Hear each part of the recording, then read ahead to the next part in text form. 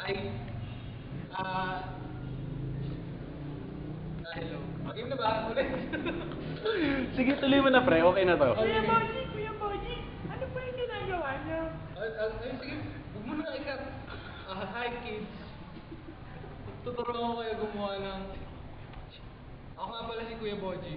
Tuturuan ko kayo gumawa ng origami crane. Ano nga ba ang crane? Ano po yan, Kuya Boji? Isa itong uri ng ibon. So, let's start. Anong kailangan natin? Kailangan natin ng papel na square.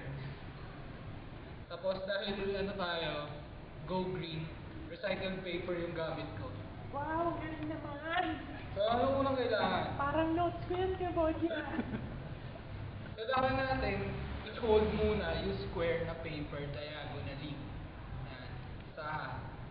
So, buksan. Tapos fold ulit. Isa pa. Kala ko pag nakasakit. Wait. Pinofold ko pa eh. Yan. Bali meron na siyang dalawang fold diagonally. Ngayon, crosswise. Hindi ba lang twice yan? Yan, crosswise. 3 question yun, square yan eh. Oops, huwag mo akong pansin. Tapos lengthwise.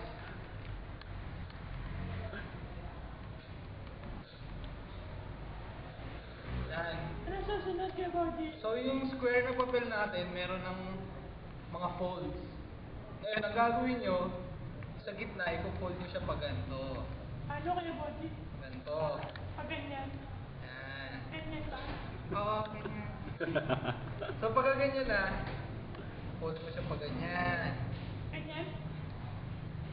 So meron ka ng square na ganyan. Meron akong prepare na mas maganda. Wow, magic. So, Seems legit. yung sa fold na to, is sa open area, i-fold pa natin ng isa pa. Yan. Hindi naman yan, Kuya Boji. Bawal, huwag kang magulo. Tapos isa pa.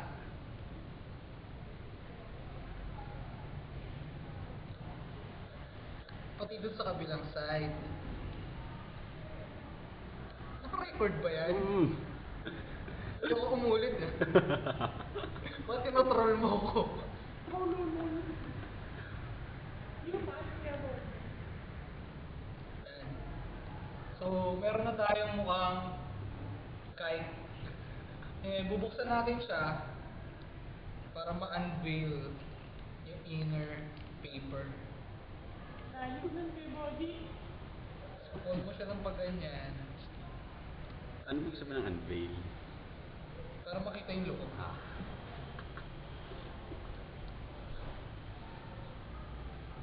So, yan.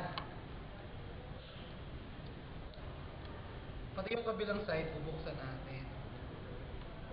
Kuya Boji, bigyan mo. Malapit na. Sige na, minutes ka na eh. So, yan. Ang tawag dito ay ang bird base. So, seryoso, ito yung tawag dito. O sige, sabi So, mo. dahil sobra-sobra na tayo sa oras, ang gagawin nating crane ay yung gumagalaw na crane. So, yung paa, hold mo, susundan mo lang yung, eto, yung side na yan, susundan mo lang. Tapos, pati yung kabilang side. So, mamili ka kung anong gusto mong gawing ulo. You're right. Hindi, book ko na yan eh. Wing yan eh. Yung right, left, right. So, ito. Hindi, yung right. Ayan. Hindi, yung isang right. Ayan. Ayan, pwede na yan. So, yan. Meron na tayong crane. Tapos Paggalawin mo nga yung bird, Kuya Boji. para gumalaw siya. Ayan, yan. Gumagalaw siya. Okay, tapos na.